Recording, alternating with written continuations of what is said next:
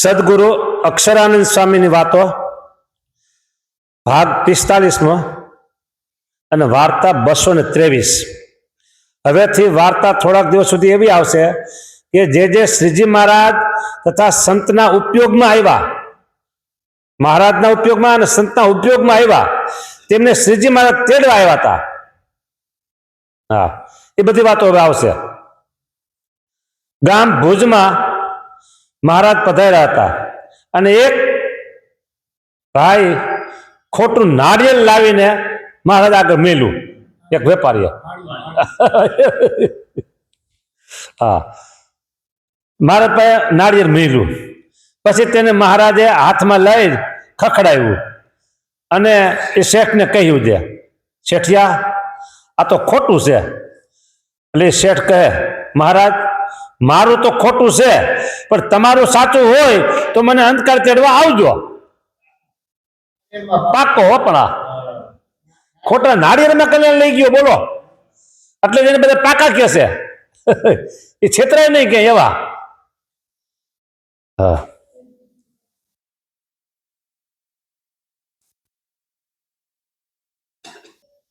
હા, પછી તેડવા આવજો કયો। પછી તેને જ્યારે દેહ મેલ્યો ત્યારે તેને મહારાજ હાથમાં નાળિયેર લઈને ખખડાવતા ખખડાવતા તેડવા પધાર્યા અને કહ્યું છે, એ શેઠિયા તૈયાર થા।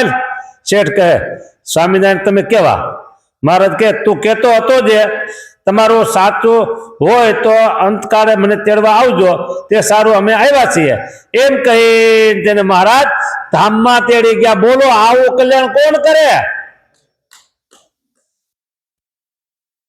બોલો, સાચું નાળિયેર હોય ને સાચો હાકર નો પડો હોય ને હાકર કઈક બીજું મૂક્યું હોય ને ભગવાન શરણે મૂક્યા હોય ને તો બધા એમ કે આને કઈક આપ્યું છે, આ તો ખોટું નાળિયેર નાખી દેવાનું। કચ્છના વાર્તા 223 પૂરી। કચ્છના હરિજન એટલે હરિભગત ગઢપુર મહારાજને દર્શન આવતા હતા અને નગરના રાજ્યમાં ગોપ કરીને ગામ છે। નગરનું રાજ્ય કેવું છે? જામનગર। જામનગરનું એનું બાજુનું ગામ કોઈ, તેના ગોપ કરીને ગામ આવ્યું, ગોપ। તેના બગીચામાં ઉતર્યા હતા કૃષ્ણ હરિભક્તો, અને ત્યાં આંબાના ફળ સારા ભાડે તે હરિભક્તોએ આંબાના રખેવાળને કહ્યું છે, 2 કેરીઓ આપીશ? 2 કેરી આપીશ કે? ત્યારે રખેવાળ બોલ્યો છે, આ કેરીઓ તમારા મોઢામાં ખાય, તમારા મોઢા ખાય તેવી નથી। આ આકરો માણસ કોક છે, આ તો મોતિયું વાળો જામ ખાય તેવી છે। હા, જામ રાજા જામ કે ને જામ સાહેબ એવી છે કે। ત્યારે હરિભગત બોલ્યા છે, અમારે સ્વામિનારાયણ ભગવાન સારું લઈ જવી છે, જો દેતો કે। ત્યારે હરિભગત બોલ્યા છે, અમારે સ્વામિનારાયણ ભગવાન લઈ જવી છે। ત્યારે રખેવાળ કહે છે, તો હું 2 કેરી મારી વતી વધારે આપું, લ્યો। તમારે ભગવાન માટે લઈ જવી હોય તો 2 વધારે આપું। પછી તેને 2 સારી જોઈને કેરીઓ આપી। પછી તે હરિભક્તોએ ગઢપુર આવી મહારાજને તે કેરીઓ આપી અને મહારાજ કેરીઓ જમીન બહુ રાજી થયા। પછી તે રખેવાળે દેહ મેલ્યો ત્યારે તેને મહારાજ હાથમાં કેરી લઈને તેડવા આવ્યા। બોલો, ત્યારે તેને કહ્યું છે, સ્વામિનારાયણ તમે કેવા? તમે કોણ? એમ, હા, તમે કોણ કે? ત્યારે મહારાજ કહે કે દેખ તારી કેરી, આ તારી કેરી જો કે। પછી તેને વિમાનમાં બેસાડી ધામમાં તેડી ગયા। બોલો, આ તો સારું કેરી આપી એટલે ખાવા દે થાય, સારું ફળ કહેવાય એટલે લઈ ગયા। બોલો તો હાવ ખોટું નાળિયેર, એ મારો મફતનો લઈ ગયો। આપણે થાય તો ખરા મફતમાં લઈ જાય તો એટલે આપણે આટલી મહેનત કરીએ તે માન આપણે મળશે, અને મફતમાં લઈ જાય એટલે।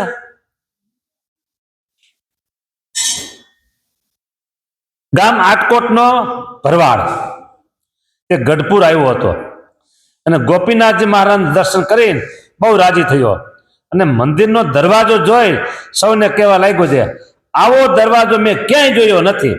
આમ તાકી દો દરવાજો ત્યારે છે મેન ગેટ। હા, પછી તેણે દેહ મેલ્યો ત્યારે મહારાજ તેને તેડવા પધાર્યા। ત્યારે તે ભગત બોલ્યો છે, મહારાજ તમે કોણ?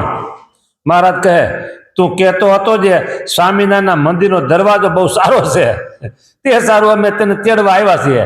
પછી તેને વિમાન બેસાડીને ધામમાં થઈ ગયું. જો દરવાજો હારો છે એટલું જ કીધું, કાંઈ આપ્યું નહોતું, કાંઈ આપ્યું નહોતું. ઓલાને તો કાંઈક ખોટું નાડે તો આપ્યું હતું, પણ આને તો કાંઈ નથી આપ્યું, ખાલી કીધું દરવાજો બહુ સારો છે. હા, એટલામાં લઈ ગયો. બોલો, આ બધા એટલે કહે છે કે સર્વોપરી ને સદા સાકાર છે સહજાનંદ ભગવાન જીવનનું મફત કરે કલ્યાણ. બોલો, આ મફત જ છે ને, આમાં શું છે ભાઈ? વાર્તા 225મી પૂરી.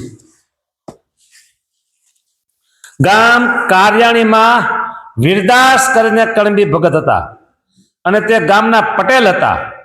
પછી તે નદીએ નાહવા ગયા હતા.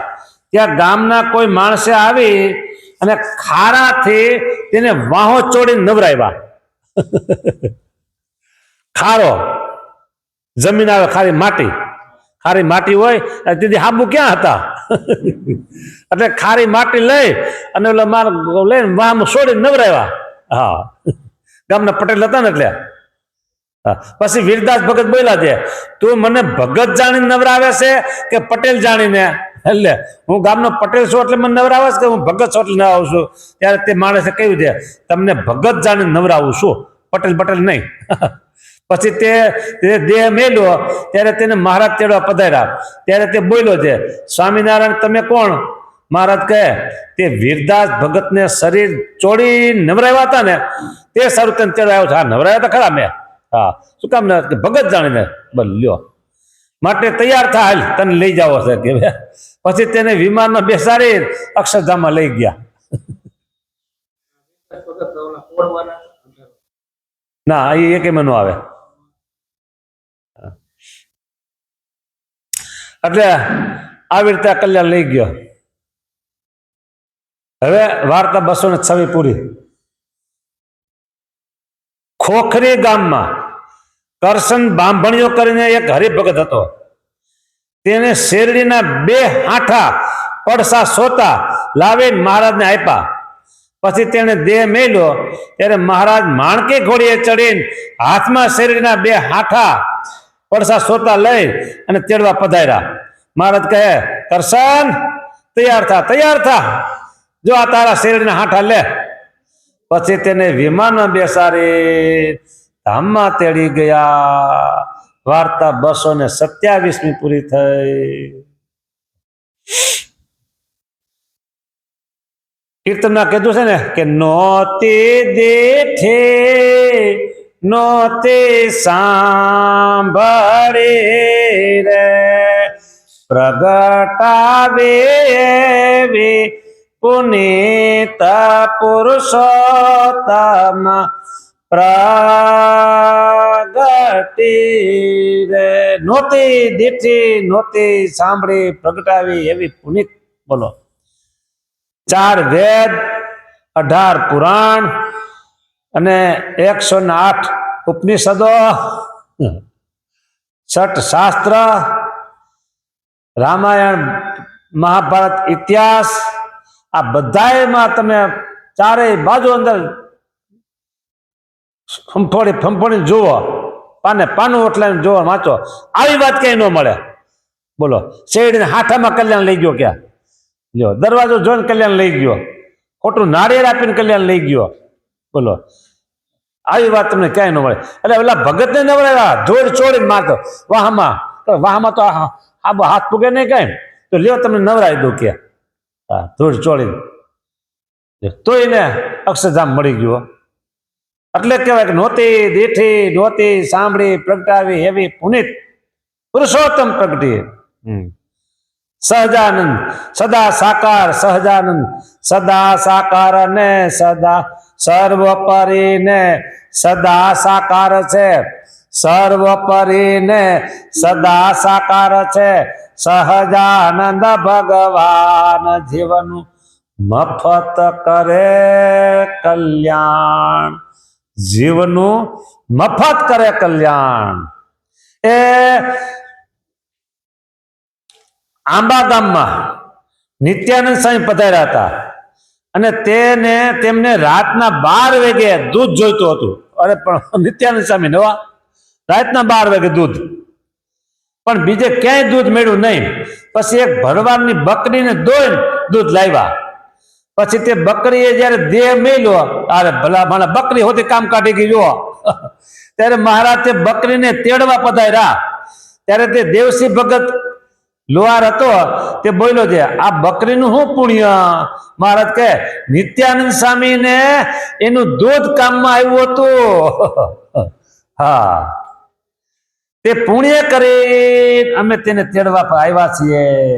એમ પશુનું પણ કલ્યાણ કર્યું. બોલો હે.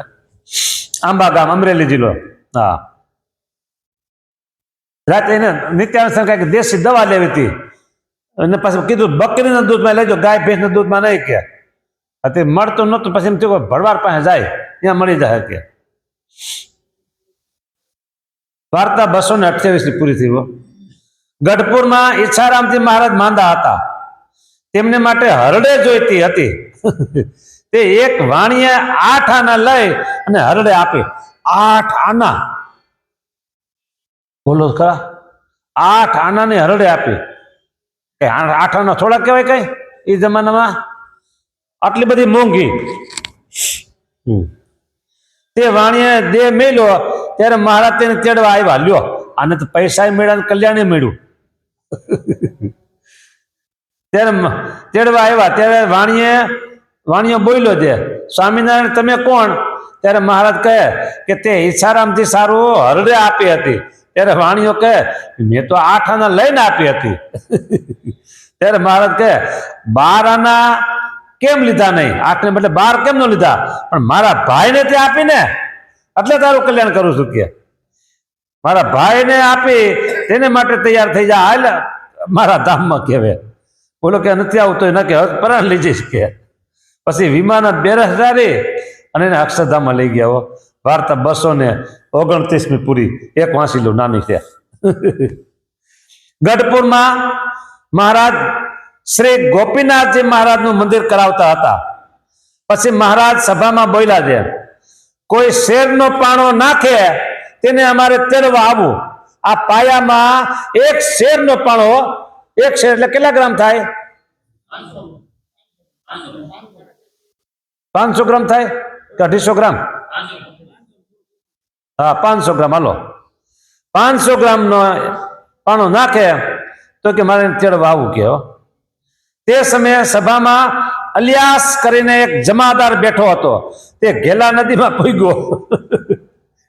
તો ગયો ઘેલા નદીમાં. ઘેલામાંથી એક મણ એકનો પાણો ઉપાડી લાવ્યો અને મહારાજને કહ્યું છે, સ્વામિનારાયણ દેખો, આ હું એક પાણો મંદિરના પાયામાં નાખું છું. તમે તો શેર નો કીધું તો, આ તો હું લેવો મોટો. હા, મણ એકનો લેવો છું કે નાખું છું. મહારાજ કહે, બહુ સારું.